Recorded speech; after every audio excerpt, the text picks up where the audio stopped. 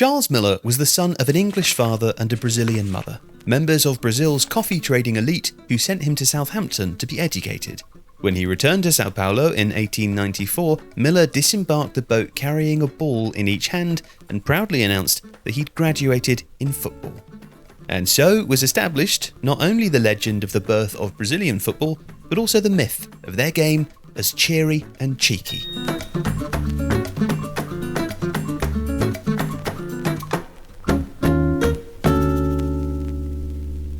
Now that scene has almost certainly been romanticised, but it is expressive of a broader truth. Ball games may have been played by various cultures for thousands of years, but the sport that we know today as football, the most popular sport in the world, was created in London in December 1863, and then spread across the globe by British sailors, bankers, merchants, and teachers. Now, football came to Argentina long before it arrived in Brazil, as early as 1867, on a patch of grass beside what is now the Buenos Aires Planetarium. Thomas Hogg, whose father had owned a textile factory in Yorkshire, England, arranged an 8-a-side match of 50 minutes each way, with most of the players then going to a Masonic lodge. Hogg's friend, William Heald, seems not especially to have enjoyed the experience, complaining in his diary that "my back was very painful, and indeed seemed to take away all my appetite, as I could hardly touch a thing at dinner." But regardless, football took hold, and by 1891, the Anglo community in Buenos Aires had arranged the first league outside of the United Kingdom that's still running today. And it was a similar story everywhere the British went, from Scandinavia to the Gold Coast, the USA to India. FIFA was founded, without British involvement, in 1904, Denmark impressed, taking silver behind Great Britain in both 1908 and 1912 Olympic Games. But it was after the First World War that the game really boomed as a global phenomenon, in 4 countries in particular: Austria, Hungary, Argentina, and Uruguay. And although 2 were in Central Europe and 2 were in South America, all 4 shared certain characteristics. They were countries dominated by one major city and were industrializing rapidly. And football, as the British experience had proved, was first and foremost the game of the cities. You see, the 1850 Factory Act meant that all workplaces in the UK had to close at 2 p.m. on a Saturday. And how did workers choose to spend their free Saturday afternoons? Well, by the end of the 19th century, thousands were flocking to watch football. By the first season after the war, the average crowd for an English First Division match was 24,000. But the urbanization had another effect: the creation of vacant lots, which turned out to be the ideal space for kids to learn the game. You see, these lots, called Potreros in South America or grunds in Europe, would be romanticized in journalism and in children's stories, but perhaps unexpectedly, playing on an uneven surface in unruly mass games turned out to produce exceptional footballers. In Buenos Aires, the Potrero was celebrated as the natural habitat of the pibe, the urchin, who came to be regarded as the archetype of all that was best about the Argentinian game.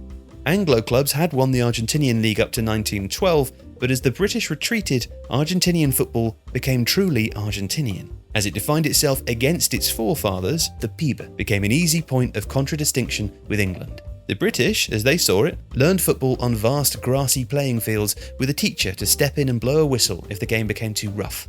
And so their game became about running, stamina, and fair play.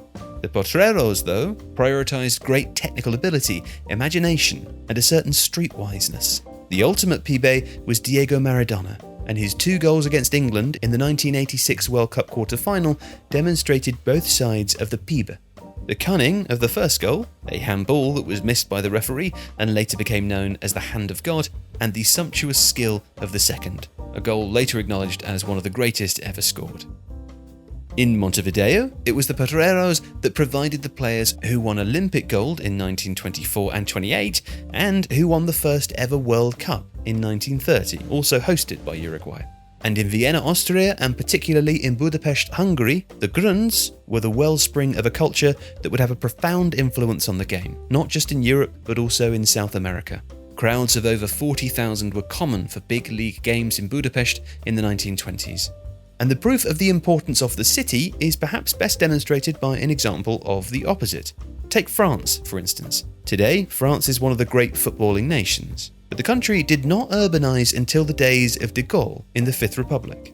Its traditional hotbeds were not burgeoning industrial cities like Budapest, Buenos Aires or Birmingham, but mid-sized provincial towns, the likes of Sedan, Sète, Reims and Nice.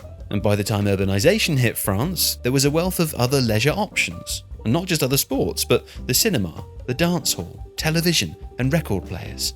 Now that meant smaller crowds, which meant less money, and that reduced the appeal of the professional game. Why give up your secure job in the factory or on the farm for the insecure life of a footballer when you could have a steady income and play to a reasonable amateur level? So, as a result, professional football was largely the preserve of immigrants. The three great stars of the France side that reached the semi-final of the 1958 World Cup were Raymond Kopa, who had Polish parents, Roger Piantoni, who had Italian grandparents, and Just Fontaine, who was born in Marrakesh to a French father and a Spanish mother. While a number of players who could have been in that squad were of Algerian origin and preferred to play for a rebel team, raising awareness of the independence cause. So across Europe and South America, football by the 1920s had become the game of the people, watched by hundreds of thousands each weekend, and discussed in pubs and coffee houses wherever people met. Even the US had the American Soccer League, established in 1921, making it the first professional league anywhere outside of the UK.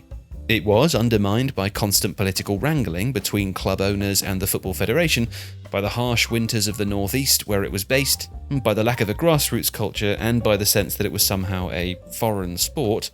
Yet what ended up undoing it was actually the Wall Street crash of 1929, which had a particular impact on the textile industry in the Northeast, and without factory owners to fund teams, and with workers struggling to afford tickets, the league just collapsed, emphasising again the link between football and industry. But away from the US, football by 1930 was established as the game of the cities, and the game of the people, and it was only going to grow further. In the next episode of this series, we'll look at how the teams of the time were actually playing, and how something as simple as passing the ball was once revolutionary. If you like this video, please consider subscribing to the channel. The Athletic is home to some of the world's best sports journalists, including David Ornstein, Daniel Taylor, Ollie Kay, Amy Lawrence and James Horncastle. With the latest transfer news and insight on every Premier League football story that matters, theathletic.com puts you inside football.